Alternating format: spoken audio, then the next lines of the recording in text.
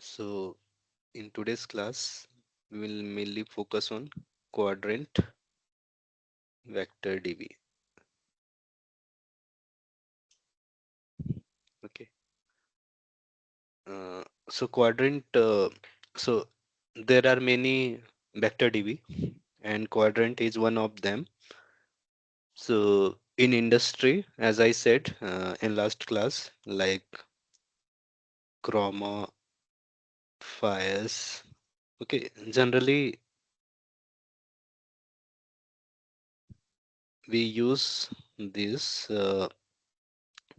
vector DB when the document size is small. Okay, so generally it is not as advisable when you have to use vector DB. Go for some industry standard vector DB. Um, so Quadrant, Milbus. If I name you few, so Milbus is very famous. Then Quadrant is one of them, and so these two are very famous in industry. Apart from that, there are some other embedding model which is basically associated with cloud platform. So these are not associated with any cloud platform. Okay, um, you can use in any cloud, but let's say these are independent vector DB. Okay, similarly, one more is a PG vector DB, PostgreSQL, and MongoDB Atlas. That is also, so these four are very, means if you don't have to use any cloud, these four you can use as a vector DB. Okay, and different vector DB support different functionality. Okay, so right now what we have seen till now, all those functionality like similarity search, cosine, uh, similarity search with score. So this functionality are provided by all the vector DB providers. Okay, but there are some other functionality which will be very useful, and also right now the number of documents, for example 100 pages or 200 pages or 1000, so this number of pages considered to be small in size. Small in the size in the sense there are only 1000 pages, so these we can store into a vector ChromaDB. Okay, but when the number of documents or the number of pages that you want to create embedding and store in a vector DB is, let's say, 10,000 or 1 lakh or more than 1 lakh. Okay, so these are very big in size. So these have to, means when you store those embedding, better to use Milbus, Quadrant, PG Vector Database, MongoDB Atlas, and apart from that, there are many other. Um, if I show you the LangChain document, maybe,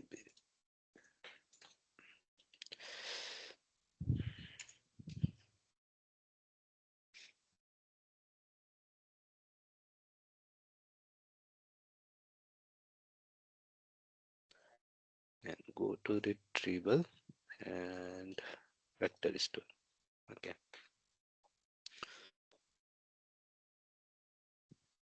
so if you see here, if I talk about the cloud platform, so Azure, that Microsoft Azure, they have also CosmoDB. Okay, so the vector DB that they have is a CosmoDB. Similarly, in Chrome or GCP, Google Cloud Platform, they have also some different vector DB that you can search. So if you see the left side, okay, so the popular provider, if you see OpenAI, Anthropic, Google, AWS, Microsoft. Okay, so So the three main cloud providers are Google, AWS, and Microsoft. So for Microsoft, the vector DB that is available is a CosmoDB. So in a cloud, there can be a multiple vector DB that they are providing. Okay.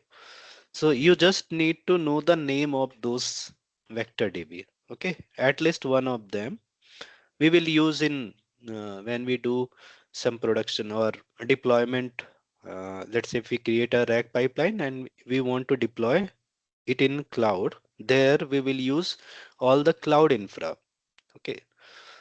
So generally, when we work in some cloud platform, let's say if some bank is using or some company is using AWS, okay, basically they want to use all the AWS infra only because that is quite easy to handle.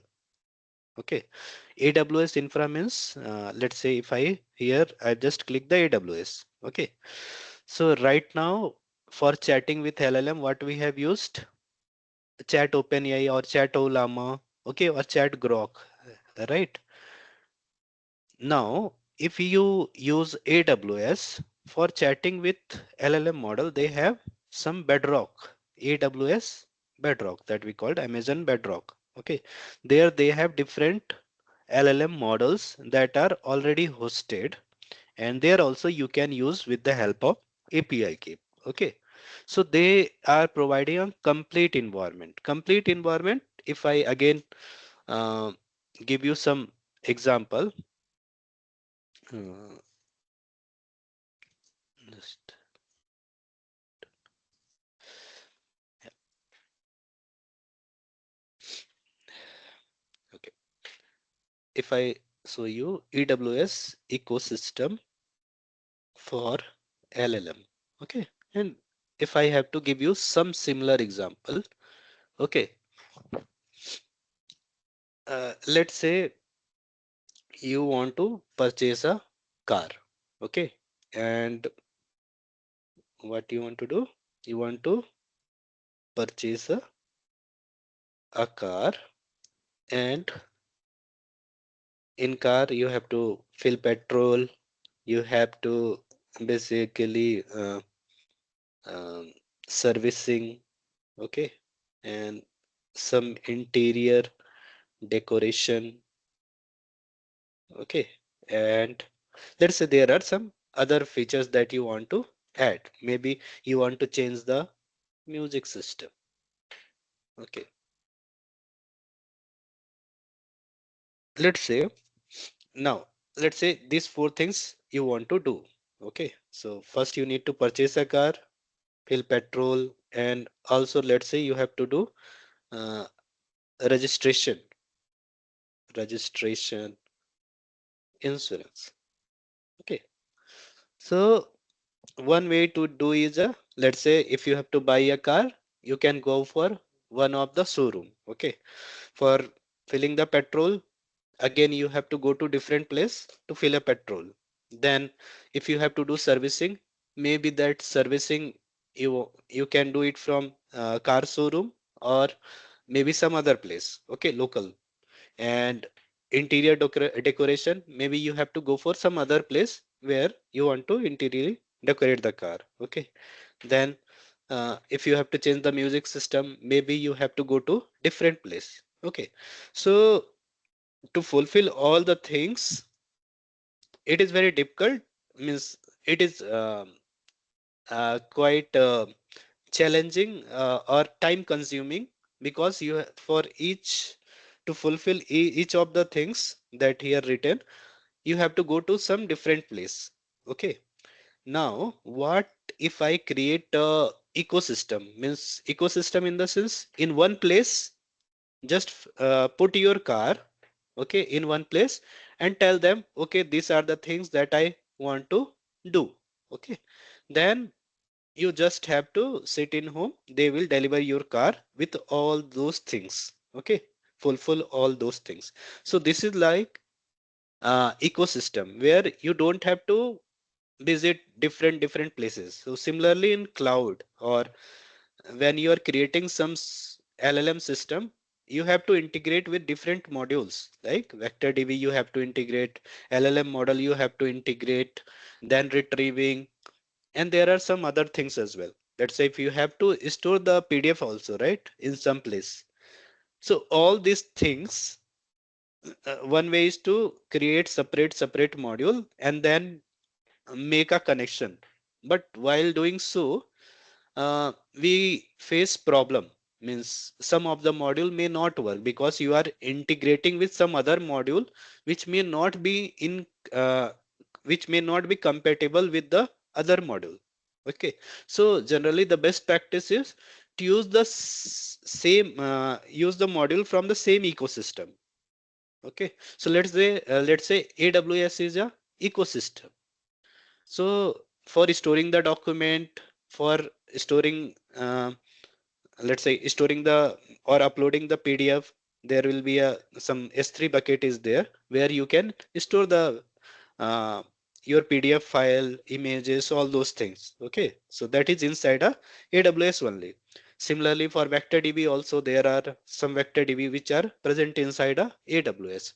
Okay, LLM model also they have hosted.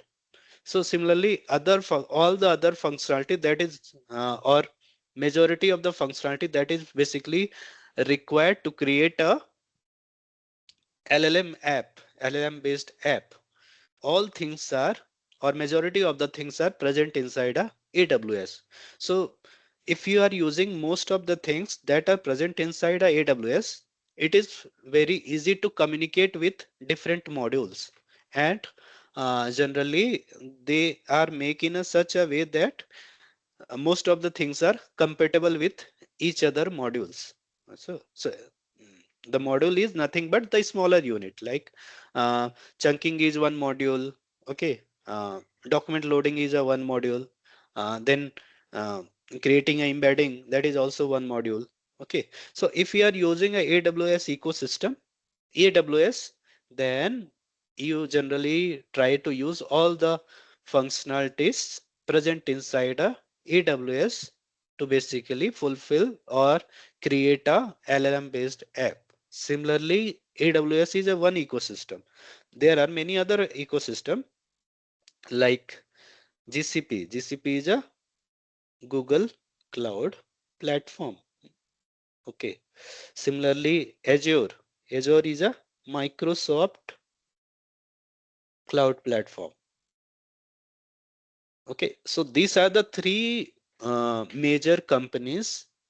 Apart from that, apart from this, there are other also, but these are three major companies uh, in cloud platform servicing or cloud platform industry. These are three major provider.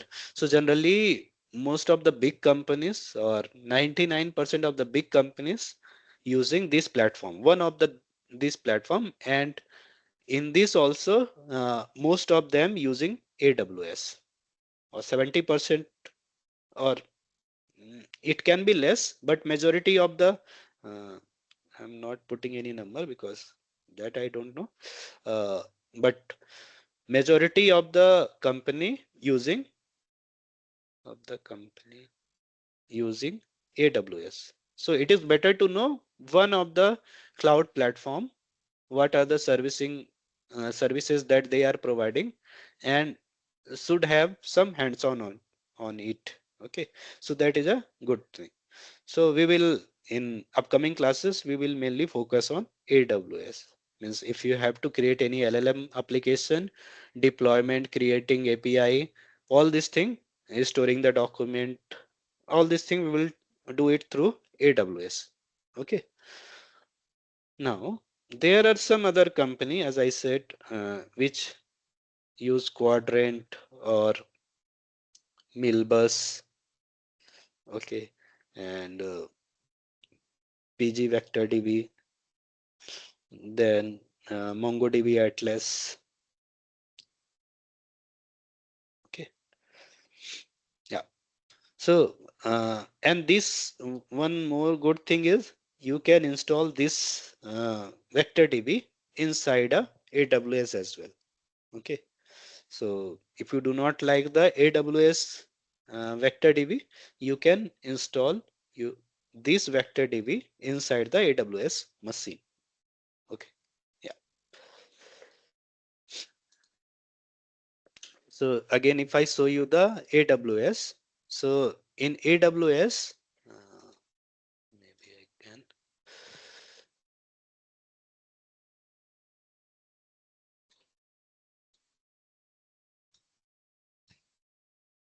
Okay.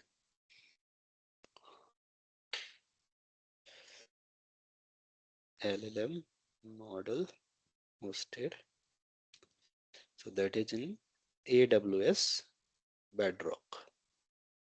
Okay. So there, all the LLM model hosted. If I give you some example like Anthropic. So Anthropic is a very powerful model and in some cases it is better than OpenAI as well. Okay. Anthropic, then Quen, uh, Llama. So Llama is mainly developed by Facebook that is hosted inside a AWS.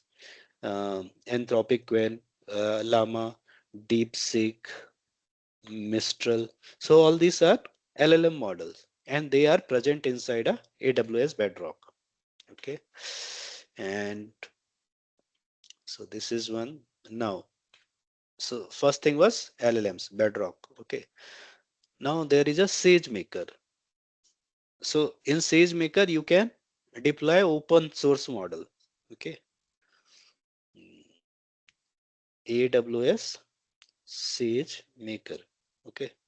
So here you can deploy your own open source LLM models. Okay. So these are basically AWS SageMaker provide some machine nothing but let's say that is a virtual machine. Okay. If you have to, let's say if you have to use a machine which having 64 GB RAM, 24 GB graphic card, so virtually you are purchasing that from AWS and you are just installing that LLM models inside the AWS machine. So AWS SageMaker is a basically in machine also if you see there are different let's say if I give you some blank machine in the sense no software is installed except one operating system. Okay, let's say if I give you a uh, Windows operating system. Okay, now if you have to create a LLM application, so there are some library that you need to install, right? Like for example, Anaconda or Miniconda. Okay, then LangChain, and there are some other library that Torch. Okay, and for using GPU also you need to install some drivers, NVIDIA CUDA drivers that you need to install. Otherwise, means the program will mostly run on a CPU. Okay, so so uh, AWS also providing two sort of machines, or there are so in some machine they give you just blank machine. Okay, so where all the installation need to be done by you. You have to manage that installation and the other thing, right? Now there are some other machine also that they are providing where they install some of the packages or basically AWS SageMaker is mainly main for make for machine learning and AI related thing. So they install the libraries which are required to create any machine learning application or LLM based application. So you don't have to install all those libraries. That library are pre-installed. Okay, so that is the advantage of using a AWS SageMaker. Okay, so similarly, if you need a blank machine, no software is installed except the operating system. Okay, so that is basically EC2 instance. So in AWS EC2, there is a name called EC2. So if I talk you EC2 instance, so give you blank machine with one operating system. So operating system, you can choose either Ubuntu or Microsoft Windows, that you can choose. Okay. So that is a basically a blank machine. In AWS SageMaker, they give some access. I mean, already installed, right? Similarly, if you see the third thing that is required. So first thing that is required, LLMs, right?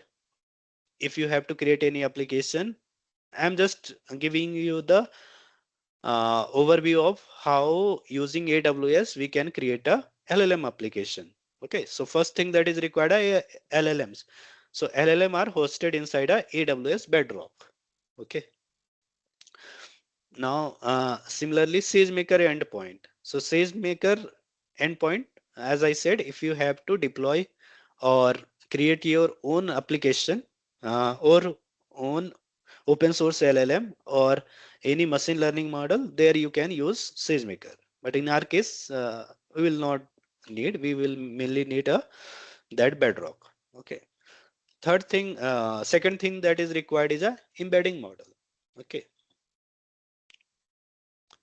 embedding model. So in embedding model, that is also in Bedrock. Embedding models are also there. So there, the famous one is a Titan embedding. Titan embedding. So that is provided by AWS only. Okay, but apart from that also there are many other embedding models. Okay. Uh, so now S3 is a bucket where you can upload any. It is just like a. You can assume Amazon S3. Okay, generally we call it a S3 bucket. Okay, so here you can upload PDF file, images, or any document. Okay, it is just like a means folder. You can create folder and store anything that you want to. uh, It is just like a Google Drive. Okay, so here you can store your file or folder. Okay, so if you see also here directory loader, file loader. Okay, so all these things you can do it through LangChain also. Okay, means LangChain will create one connection with AWS, and from your local system you can upload all those things through code. Okay, so there is a one UI based where you go to AWS platform. uh, let's see.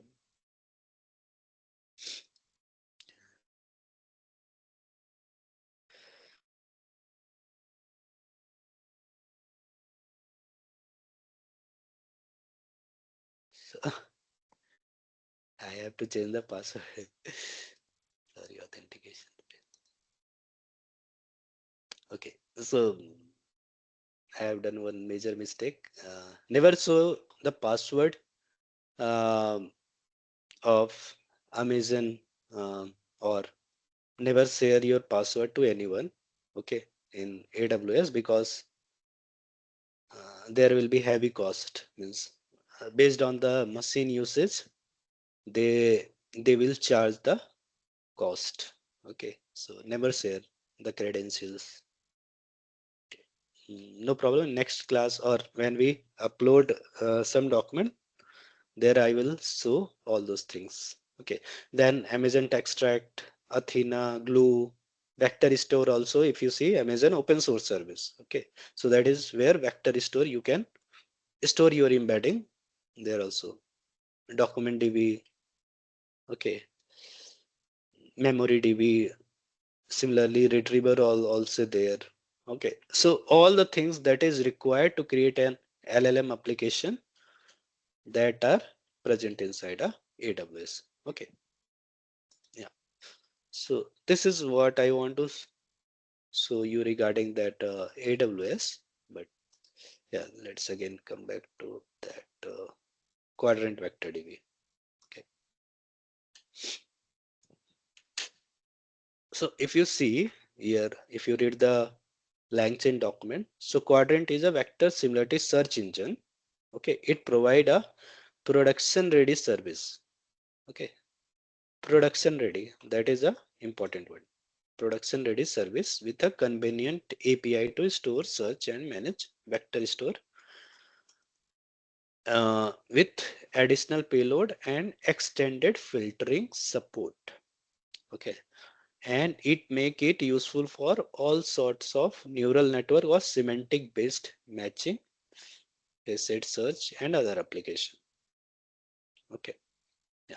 So in this also, in Quadrant also, there are three ways. One, you can store in a in memory in the sense RAM, other in SSD, third in cloud as well. Okay, so if you search the Quadrant, okay, and Quadrant vector data. So here you can log in.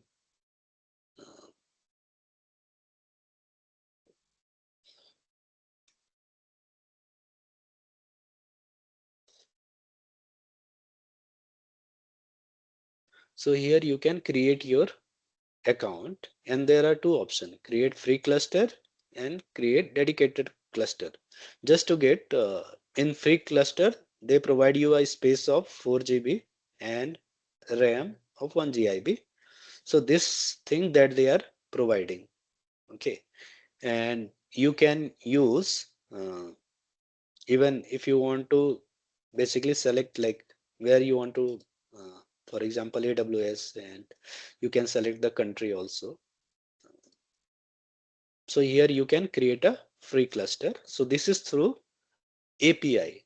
API in the sense, so all, let's say if you are doing creating an embedding, that embedding not um, that embedding, if you create an embedding and want to store in a Quadrant DB, so in Quadrant DB either you can deploy it in your local system. Okay, in local also there are two ways. One is a memory, in memory, that is RAM. Either you can store in RAM or in your SSD. Third option is to store the embedding in a cloud and connect that cloud through some API. So in this, you can basically first you need to create an account in a Quadrant DB, and just try to use create a free cluster. Okay, there through API you can store the embeddings. Okay, so in today's class we will mainly focus on storing the things or storing the embedding in a our system, and I will not focus on this cloud thing because that we will see in a AWS. Okay, when we see the deployment in a AWS, but this is super easy. Okay, a straightforward thing. You can easily access the means this API connection things. Means if you have to create any embedding, just you need to create one cluster. So here just you need to put cluster name. Maybe let's say documents. Okay, and just let's say create free cluster. Okay,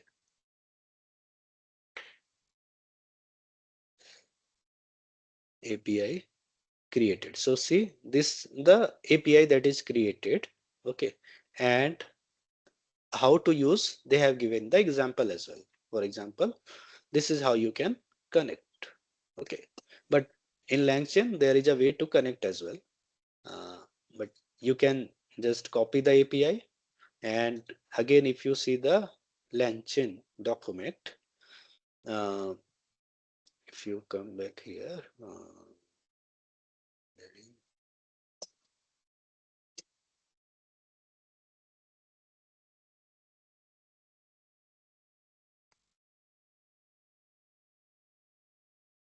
Quadrant Cloud. See, so here there will be some URL and API key that you need to paste. That is the only thing that you need to do, and then you can connect your code with that thing. Okay, maybe let's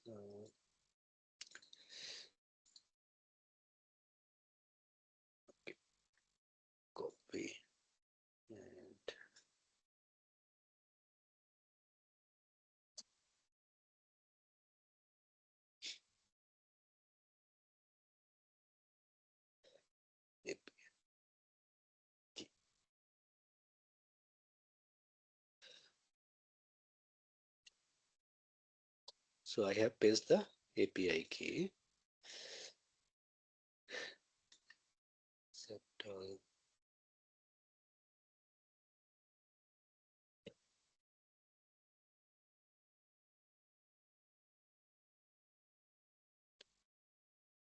And here the endpoint, that is basically a, I think this is a URL. Okay, so here only maybe we can, yeah.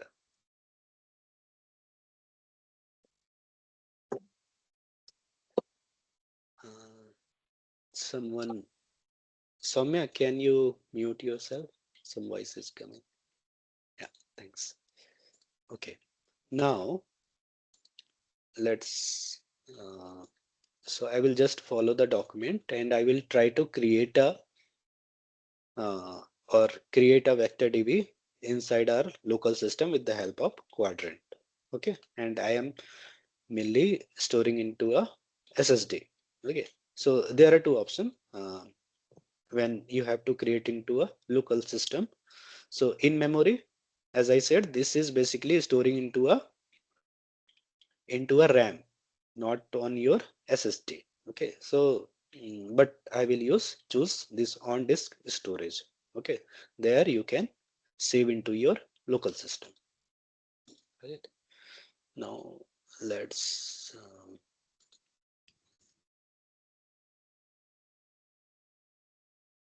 yeah. So first thing that you need to do is define the embedding model. Okay, so let's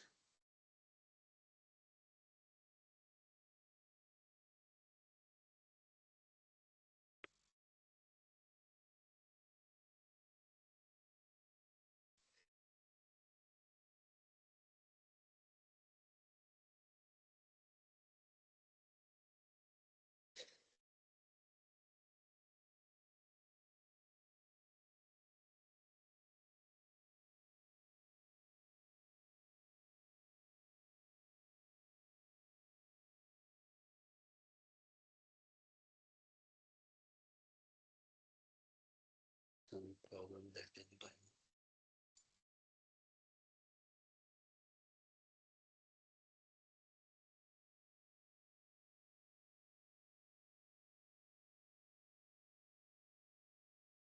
Okay.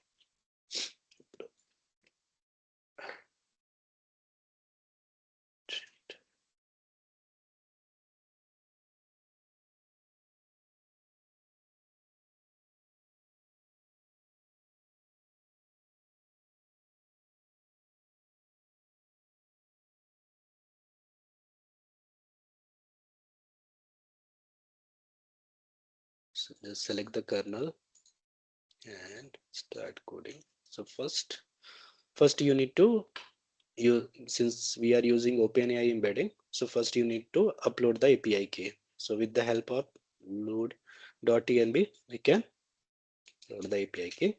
So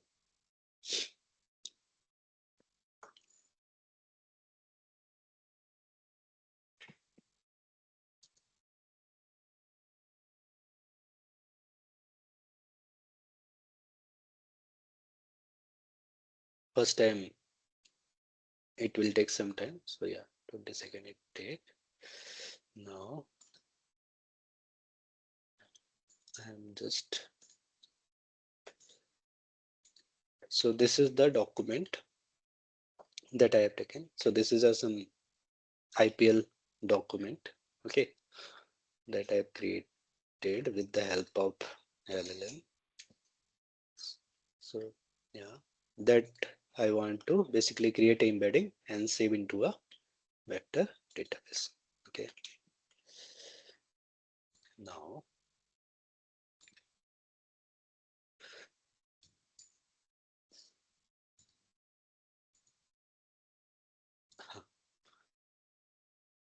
so here uh, you can give the path. Path means where you want to store the embedding. Let's say I can give the path IPL.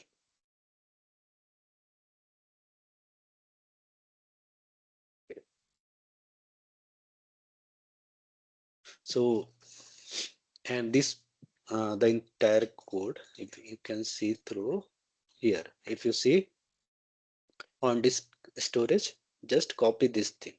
Okay, simply you need to copy and paste it there. Okay, so I've simply pasted it there. So in path IPL quadrant, I paste means name the path where I want to store the embedding, that is IPL quadrant. In collection name, this is just as I said the table name, you can change any name. So anything that is present inside a string here, okay, that you can change the name. Now vector parameters, okay, size equal to 1536. So these vector parameters will depend on the which embedding you are using. So right now we are using the text embedding small, which has the dimension of 1536. If you use a 30 means large, then you need to change that to 3072. Okay, so this size will be depend on that thing. Okay, here distance equal to distance cosine, so basically this is a cosine similarity thing. Okay, so this thing you need to run first.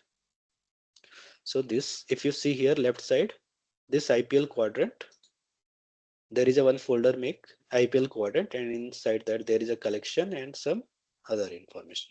Okay, so this get uh, and if you see also here embedding equal to embeddings, and this embeddings is defined where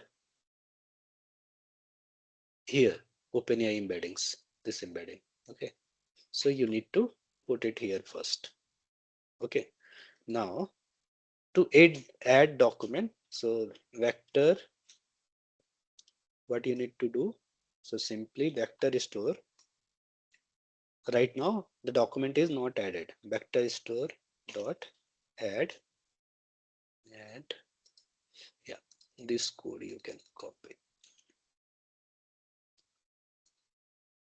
So above this was just initialization of the vector DB. Initialization means nothing is happening, just okay, this is structure is ready, but you haven't filled anything.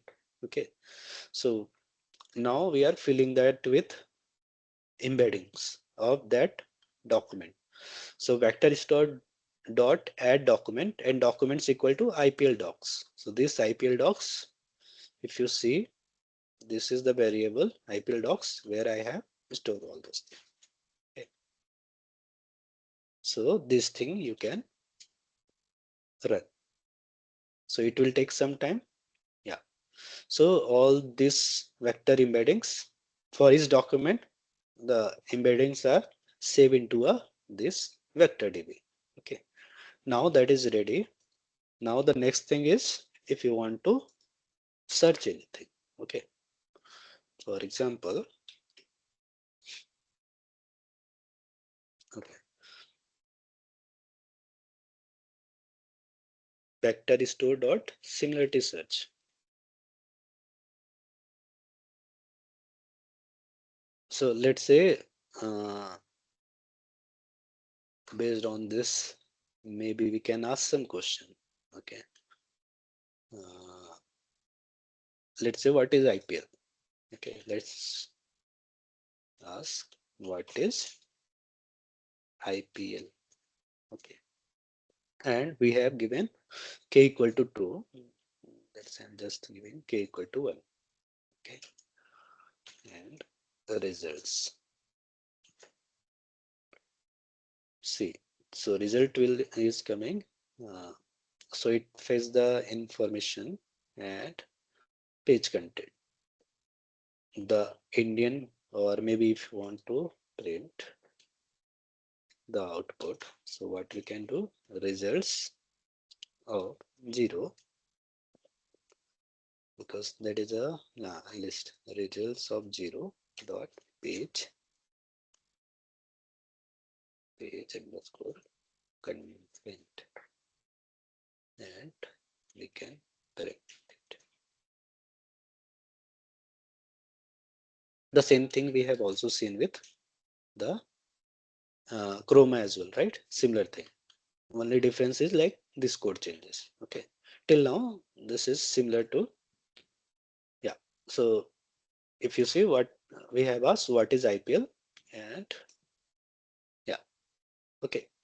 Now, so there are two ways to basically search. Okay. So one way is vector store dot, then put query here. The other way was creating a retriever. Okay. So again, so one way is like query vector store. So there is two way. So query directly. So means you are directly asking the question. Okay. So vector store dot similarity search and you just put it the question. The other way is a query invoke. Okay. Um, Query by turning into a retriever. Okay. The same thing. Okay. I will tell what is MMR, but just so here we are first creating a retriever. Okay. So this is the other way of querying. Both the things you can use, but uh, the best way is to use this one, retriever. Okay. So here also in search time, maybe instead of MMR, you can use cosine. Let's see what happens. Yeah. So, okay. So you can use this means what I put cosine and it's saying the cosine is not there. So what are the thing that is available? Similarity score threshold, MMR. Okay. So you can simply copy similarity instead of cosine. Okay. Now it should run. Okay. So this is like a just a initialization, one time job. Next time, if you have to ask any question, result equal to this retriever you have make and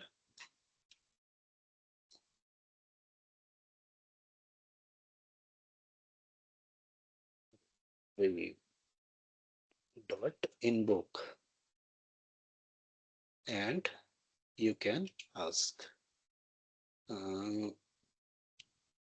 IPL 2025 who win IPL 2025. Let's see what it written. Result. Okay. Hmm. It doesn't have that information because the things as of 20 the answer is as of 2025 the IPL has completed 18 season. The most successful franchise are Chennai Super Kings and Mumbai Indians, each with 5 titles. And if you search the document that we have given in a vector DB, I think in that that information is not there who win the IPL 2025. Okay, maybe we can ask some other question which are present inside this document. Okay,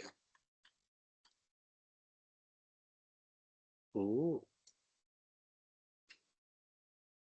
is the highest run getter? Okay, let's see. Okay, result of 0 dot page.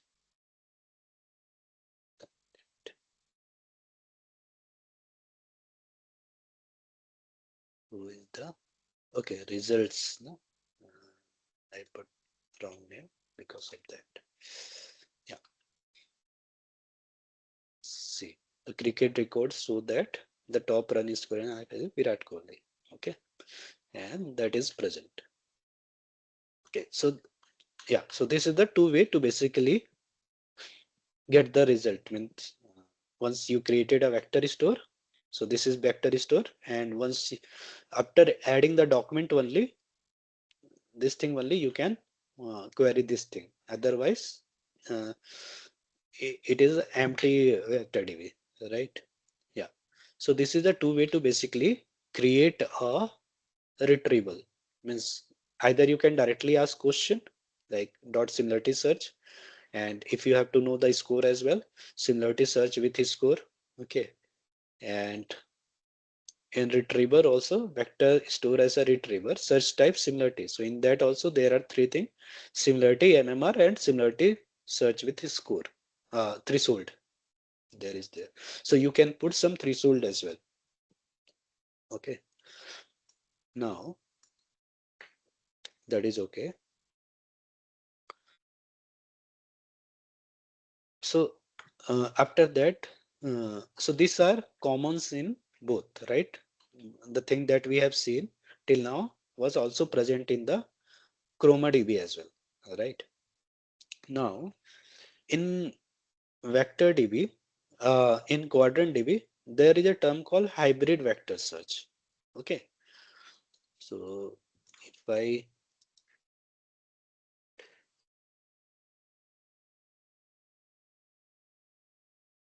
so there is a term called hybrid search.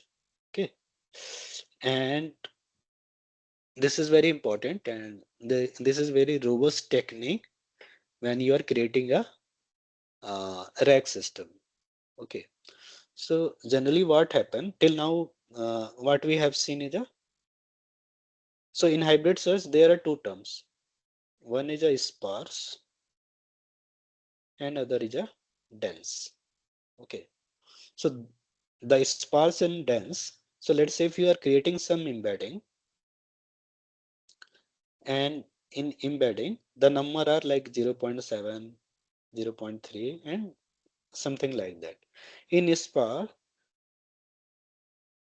the numbers are like this: 0, 1, or 0, 0, or means here there are many zero terms as well. Okay, but in dense the number of zero are very less, almost none. Okay, so these are called so sparse embedding and dense embedding. Okay, so dense embedding mainly captures semantic meaning. Semantic meaning. Okay, so all the embedding that we have seen till now, right? That is the example of dense embedding. And there is a some other embedding that is called sparse embedding. Okay, so the difference between the sparse and dense, sparse and dense. Okay, in dense embedding, it covers semantic meaning. Semantic meaning means when you search anything, it will try to find the meaning what user is asking, not on word. Means when you ask something, it try to see based on what context you are saying that word, right? For example, uh, who is the highest run getter here? Okay, I haven't tell that is a IPL, right? Means, and the question may be incomplete. Okay, because I haven't tell IPL. Okay, but it know on what context you are asking the things. And the obvious thing is that uh, IPL means the documents are related to IPL only, so it will search all the things related to IPL only. But I just asked who is the highest run getter. Okay, uh, so it try to capture the meaning, uh, or it will try to see what is the meaning of this sentence. It will not focus much on word. It focuses more on while combining all the words, what meaning come out. It not just focus on single word. It try to see the whole word. So let's say there are total six words. So it will try to six word, and then it will try to find the meaning. Okay. So this is like a dense embedding, or yeah. The other is a sparse that we also called it as a keyword based search. Keyword. Okay. So it focus on it focus on word. For example, if I use a sparse embedding and try to search anything, okay, and let's say if I ask IPL, so it will means inquiry if I ask IPL, okay, so it will uh, try to find the document which containing IPL word. Otherwise, it will not provide any document. Okay, so it doesn't capture the meaning of the word. It just focus on the word that we are asking. So many times what happen? Um, so when we use a semantic meaning, sometimes it misses the. mm, Let's say if we are asking some question, so it misses some document when we ask some question because of semantic. So semantic is an advantage, but sometimes uh, we also want to ensure apart from semantic meaning, we also want to see whether that document that it extracted when we do similarity search, uh, whether that document contain some words that user is asking or not. Okay. For example, let's say who is the highest run getter. Okay. Maybe ask some other synonyms maybe. Who is the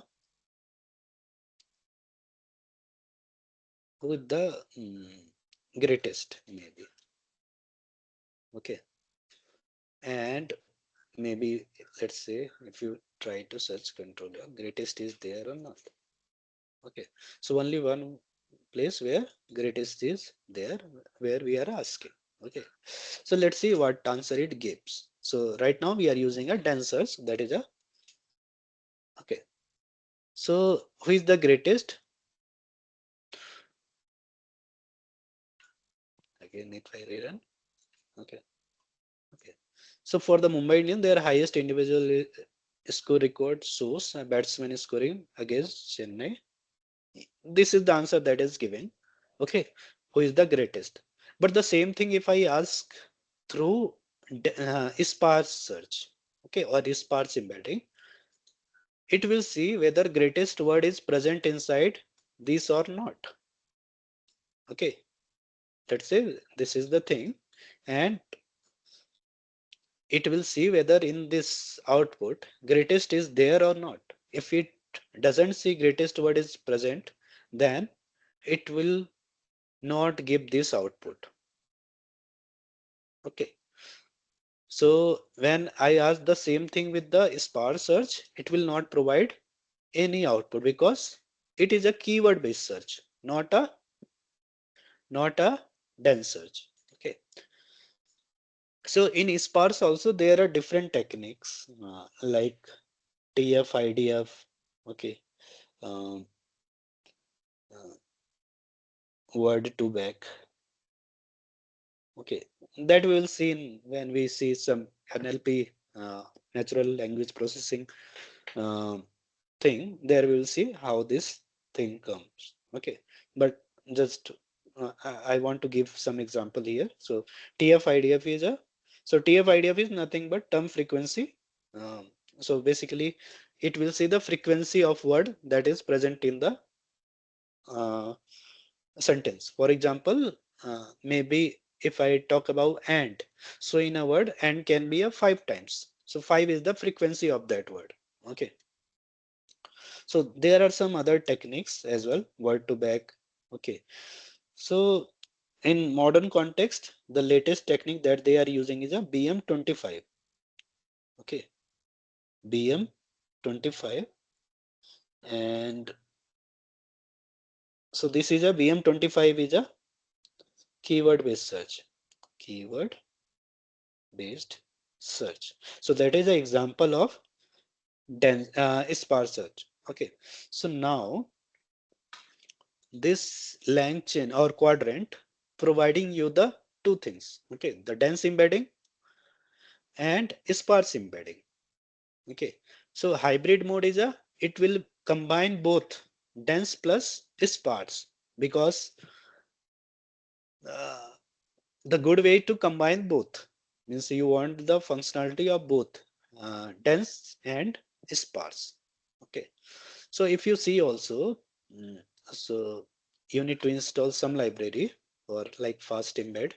But if you see, so for sparse embedding, this is the thing, and for dense embedding, the same thing that we have done it through OpenAI. Okay, so that is a dense embedding. So by default, it will be a dense embedding, and for sparse embedding, we have choose BM25. Okay, so BM25 just extension of these techniques like TF-IDF word to back. That is better than those techniques. Okay, yeah. So here if you see in vector config, there are two things. So dense and sparse. Here you don't have to remember anything. You just need to understand where you need to change if you have to change anything. So this thing, vector config dense. So if you are using this small OpenAI embedding small, that is a 1536. Okay, if you are using some any other embedding model, maybe a all mean sentence transformer embedding, there it can be 768. Okay, now this sparse thing is already there, and vector name dense, sparse vector name sparse. Okay, and this is how you can add the document. So this will use both. This is basically using when you are asking any question, it is using both the hybrid search. So this is a hybrid search technique, and it is using both dense as well as sparse embedding. Okay, to retrieve the document. So in any rack system in future, when you create, if you have to tell answer what technique you have used, you can say I have used hybrid search. Then if they ask what is hybrid search, then you can tell it consists of dense keyword based search, dense and sparse, or you can say it can capture semantic as well as keyword based search.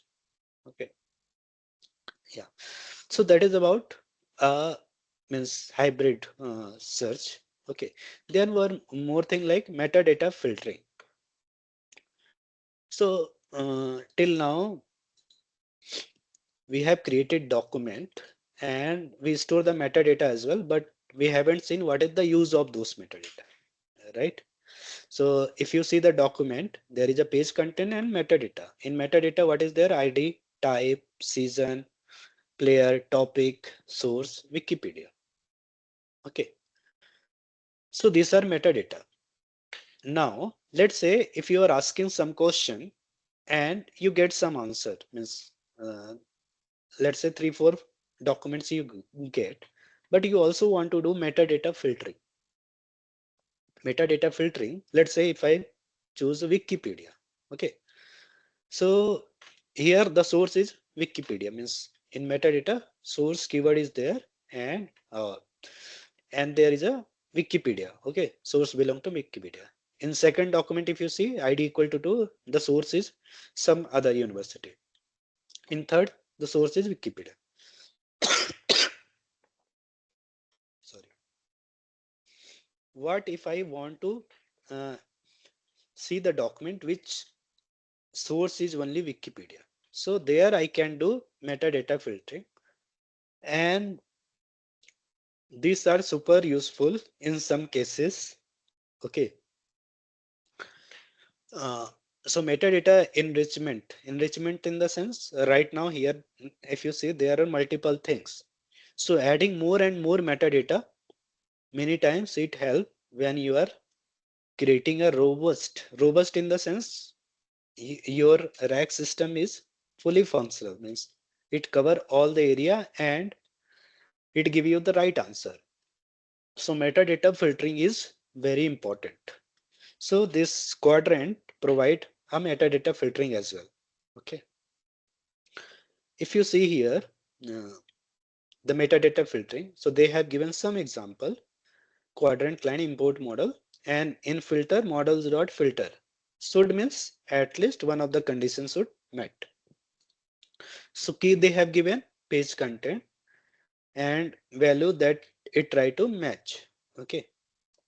Now, so this is one of the example, but if you just click this extensive filtering system that this provide, so there it providing multiple things. So must means when key matches, let's say these are the things that are present in a metadata. Okay, let's say there is id 1 to 6 and they have given some, let's say for each document there is a some, so each row basically let's say associated with one document. Okay, now they have given one example, right? Python, and if you want to basically create a filtering must. Okay, and what you want must so key will be city and matches, so it will look for key city key and it will look for London only. Okay, and here you are creating two conditions, one is for city and one is for color.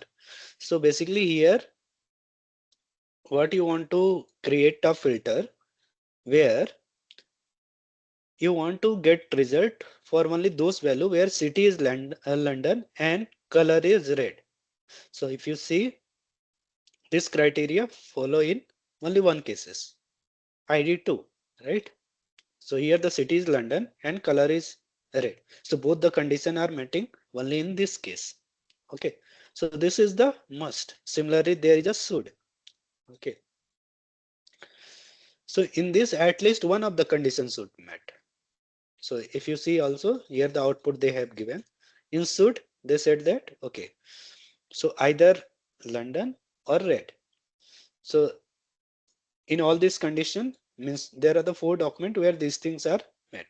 And then there is a must not, there is a combination of other things, right? So this quadrant provide a extensive filtering things that you can incorporate in your rack system to make it more robust.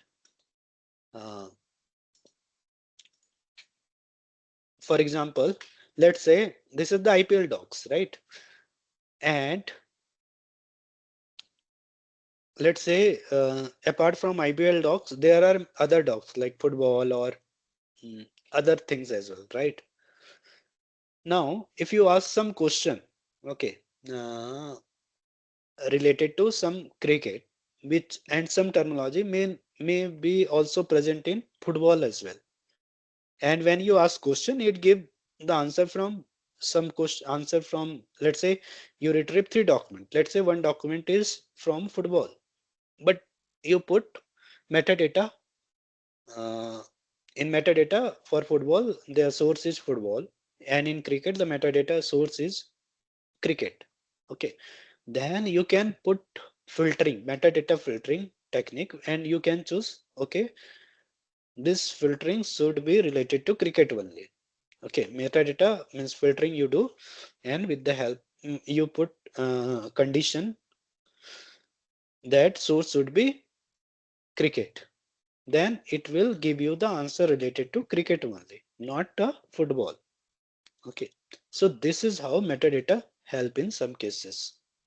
Okay, so this metadata in, let's say if you create any document and do the chunking, all those things, uploading a document, uh, some metadata inbuilt created. Okay, and you can add the metadata. Okay, so that metadata adding is an art in the sense, and where art comes, that required a human intelligence, right? Means let's say you are creating a robust system, and what metadata you should put to make it more robust, that is by seeing the document you can add the metadata and this metadata can be super helpful. Okay, so always give importance to metadata, because majority of the people when they are learning uh, LangChain, they basically ignore the metadata part. Okay, and they just focus on a page content, which is good, but if you have to become expert, then you should also know metadata, and they have put it metadata because of some reason, right? Means when LangChain creating library, they can remove that metadata, but they have added the metadata just because they know the power. They understand, okay, this has some implication on RAG output. So because of that only they put the metadata. Okay.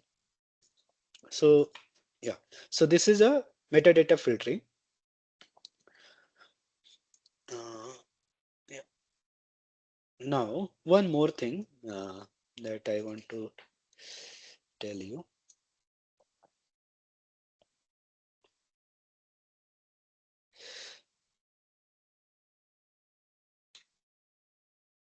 Let's say uh, how to improve RAG system.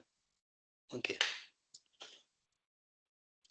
So I'm just focusing one uh, technique that is called query rephrase. Okay. So query rephrase is, let's say you are asking something. Okay. Maybe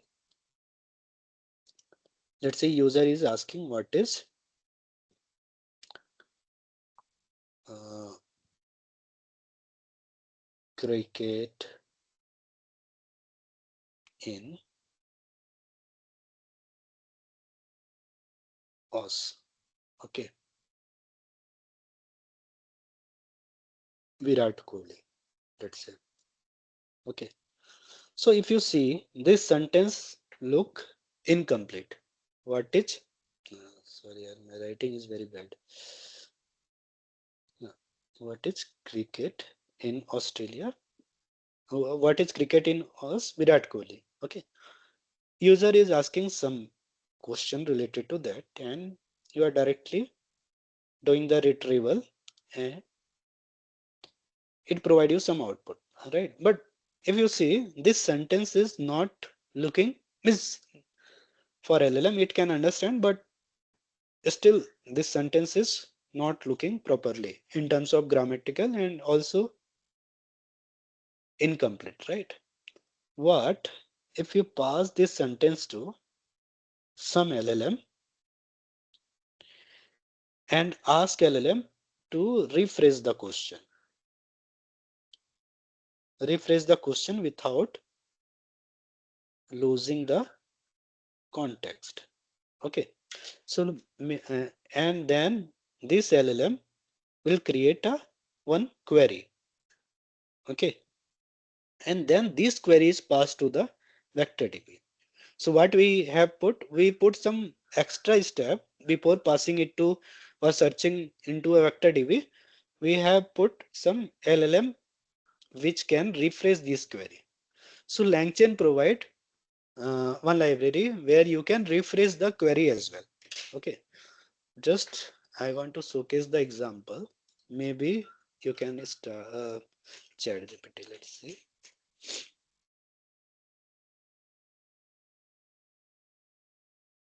So let's say the same question. What is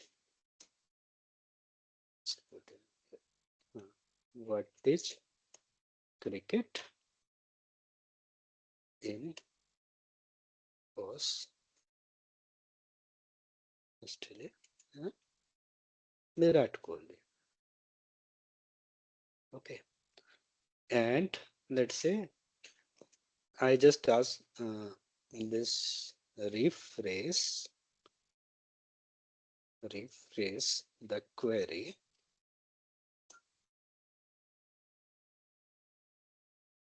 rephrase the query for better answer. Okay, and don't make it large. Okay, so let's say this is the prompt that I have given, means as a system instruction. Rephrase the query for better answer and don't make it large. Okay, let's see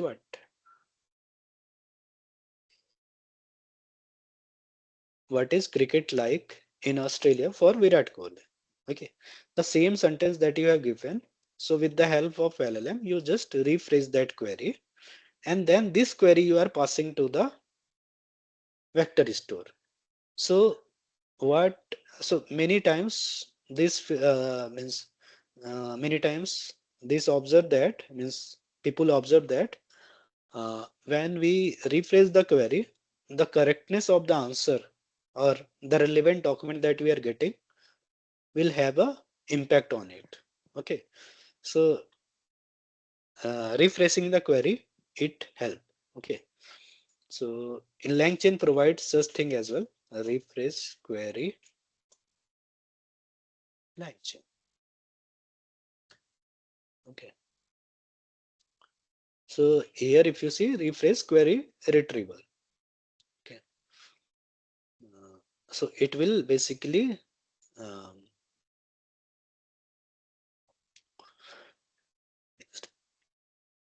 either you can use this function or maybe you can use your own function to requery, means rephrase those query. Okay, so yeah, so this is the one function that you can use, rephrase query retriever. But I think better way to use your own function to rephrase the query. And you can, so this is the default prompt for rephrasing the query. Your assistant tasked with talking a natural language query from a user and converting into a query for a vector store. Okay, so this you can ask. In the process, you strip out information that is not relevant for the retrieval task.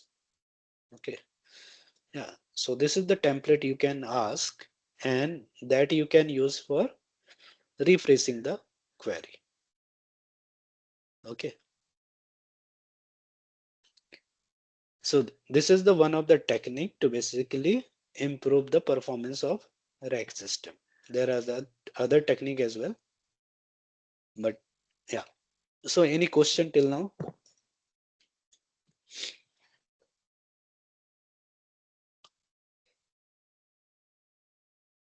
Okay. Uh, so do you people chooses that topic that I have asked for? Means creating a rack system. Anyone who chooses, they can tell. Uh, Rest of them, I can assume. Okay, you haven't selected, not a problem. Anyone chooses the topic? Instead of Raghav? like uploading, Mhm. yeah, instead of like uploading a document, I just want to choose like a web scraping. Like it will be challenging, like scraping this from web. Like document means like it's a routine thing, right? So instead of that, I just want to go for a web scraping technique, like web-based loader like that. Okay, so what you can use? So there is a one technique, uh, one library, Docklink. Okay, if in interview or any place for other as well. So there are two famous library. Okay, understood. So Docklink and Crew for AI. Okay, so Docklink is provided by IBM and Crew AI. I forget the company. I think Crew AI is only the company name, but Docklink. Okay, so Docklink.ai. So this is basically provided by IBM. Okay, so if you see here, they export to Markdown, HTML. There are many things that you can do. Even the table thing, image thing, all this they are covering. And this is library mainly for, if you see also, Docklink prepares your files for GenAI, RAG and beyond. Okay, and if you see the GitHub also, so this is basically they are claiming this is a number one repo Mm, yeah, number one repository of the day, trending. Okay, so this you can follow. Other one, crew for AI. Okay, this one. So this also have a GitHub. They also, I think, claiming that this is also the number one trending. So this open source LLM friendly web crawler and scraper. So crawl for AI is mainly for web scraper and web crawler and scraper. So see, if you try to cover the things in one day, it is very difficult to understand, and at the same time, it is not good practice as well. So my suggestion is start exploring these two things, because in interview they will ask what how you curated the data, okay, how you are creating the data, because when you work in industry, most of the time you are basically cleaning the data, you are creating a data in for rack system, and all the rack performance will depend on the these two means all the rack performance in depend on how you are creating the document, how accurate and how well structured the document. Okay, so just get familiar with Dockling and Crew for AI. Okay, and maybe you can start implementing some smaller things. Maybe you can pick just for Anil, you can choose Crew for AI. Okay, because that is more for crawler, and there you may need a OpenAI. So if you have to take any project seriously means and that will be super useful when you are giving interview, what you can do, put one product. Okay, since I am working on bank, so I give most of the time banking example, but I'm working in Kotak, but you can choose SBI, okay, or HDFC. So what you can do, just go to State Bank of India or maybe SBI card. Okay, just go to SBI card. Okay, and let's say the task is to create a chatbot where if you ask any question related to SBI card, it will give you the proper answer. Okay, that project you can pick, and this project, it will take some time, right? It may take month, but start implementing from scratch. And once you start implementing it, you know what are the things that is important, what are the things that is not important. Okay, and the best way to learn Gen AI or anything to do project. Okay, and this will boost your confidence 10 times more if you focus on just take one project. Like as I said, SBI card you can take some other banking thing. Okay, mm, bank. Why I'm saying bank, because if you this thing you can put it into your resume. You cannot name the bank, means just omit the name of the bank in your resume, but you can tell you have created a chatbot for some banking. Okay, and for that to tell you the proper answer, you have to do it uh, by yourself. Unless you do the project by yourself, you cannot tell it confidently. So choose one project, and this project is not 1 week or 2 week project. Okay, this will be extensive project. Okay, and this project will go till the last class. Okay, right now what we have learned, just try to implement that thing first. Okay, and just start with simple web based loader. Okay, then we will go for Crew for AI and Dockling, but take some project, because that is the best way to learn anything. Okay, It is very difficult to remember all the things, but if you do the project, since you will do it on your own, you know what are the challenges that you have faced, because they will also ask what are the challenges that you have faced in that uh, project. At that time, if you do, then only you will face the challenge, right? If you doesn't do, then you will not face any challenge. And if you do not face any challenge, the answer will also be artificial. It will not boost your confidence. Okay. And confidence is most important. And that confidence only come once you do all those things. Once you have a good knowledge on that. Okay. So because of that only I am asking, just pick one project. Try to choose the project which is industry friendly. Okay. Or industry related. Okay. And all the things that are required to complete the project, there I will help. You can connect one to one with me and you can ask any doubt on that project in class as well. Okay. But uh, if you choose any project, means first choose the project, means which project you want to do. Means if you think that you want to work in finance domain, choose the banking one. If you want to work on medical domain, then you can choose the medical. Maybe you can pick some hospital website. Okay. And let's say you want to create a chatbot system where you have all the doctor information and all the things that user may ask.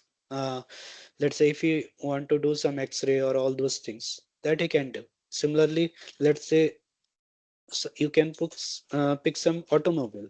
Okay. Tata Motors, let's say. In Tata Motors, there are multiple carriers. Tata Motors cars, maybe, I don't know. Car. Okay. Let's say cars.tatamotors.com. Okay. Here dealer locator. Let's say if user something investor,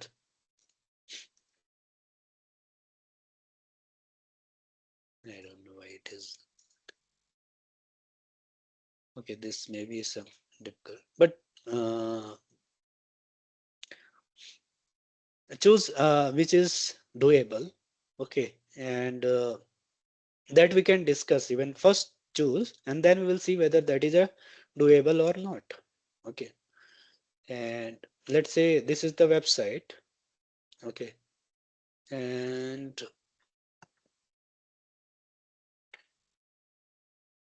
okay, this may not be helpful.